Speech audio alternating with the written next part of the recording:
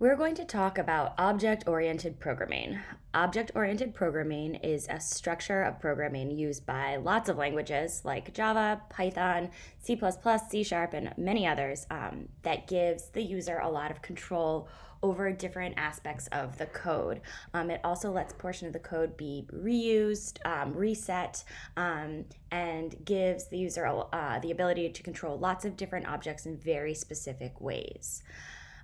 It will require us to restructure the way we write our code, but in the end gives us so much power that it really is worth it. And as I said, as it's used in many other languages, it's a really transferable skill as well. So, why do we need object-oriented programming? This program is the program, it's in notes from the last unit that allows the 100 different little circles to bounce off all four edges of the screen. And this becomes really dense really quickly. See, really dense really quickly. And that's just saying that we want all of the circles to bounce forever without saying like what happens if we interact with any of those little circles, or what if it's a game and there's another level, do we need to reset them, do we need to change their color or their speed or anything like that. If we're working with all of those 100 circles inside of draw, it becomes really unwieldy. So object-oriented programming gives us a lot of control and a lot of organization. So the metaphor that I like to use when we start talking about object-oriented programming is that of a car factory. We're going to create what's known as a class, and that really is a template that will make a bunch of objects that are unique and controllable and can have a lot of different features. This is a picture from the internet. So these are cars.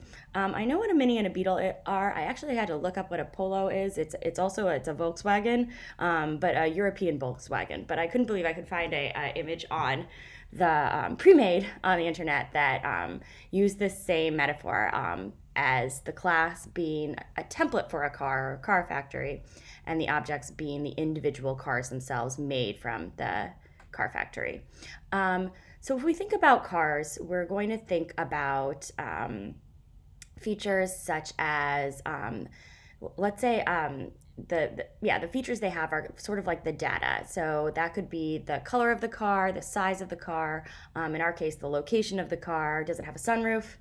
And then the other part is sort of the functionality, what it can do. It can move, it could turn the headlights on, it could stop. You could play music through the radio or aux cord or whatever. So when we think about that, we're going to think about building our classes with those two different pieces. And we've been doing that with the programs we've been writing thus far already. So if we want to return to processing itself, here is a program in which I've made a car. So it's got the data we were talking about, it's up here, it's got a color, it has a starting X and Y location, it has a current speed. Here in that first part, we've got all the things that have to do with the appearance of the car. We've used that color variable in fill to make it red. It's got a body, it's just a rectangle. It's got a left and right tire. So I've put the word display here. That's often the sort of conventional term we use when we talk about having an object show up. So we say we've displayed the object. And then down here, I've got actions. This equation makes the car move forward. So if I press the key, the car will move forward by adding that speed onto the X location. And then here is another function. It can turn on its headlights. If I press the mouse, it'll just show a yellow circle. So not a lot to it. Pretty basic.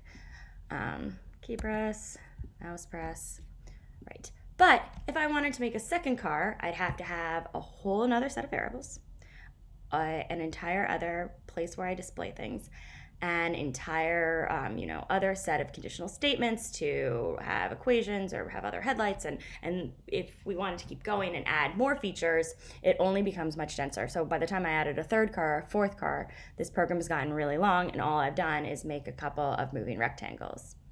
That's where object-oriented programming comes in. So the next step, the next thing we're going to do is talk about how to restructure this code to make a single car. In the beginning, like a lot of things, it's going to see a lot of work for not a lot of payoff, but hopefully you'll see how quickly it becomes a really powerful tool. So I'm stopping this video now, moving on to the next one, so please continue on.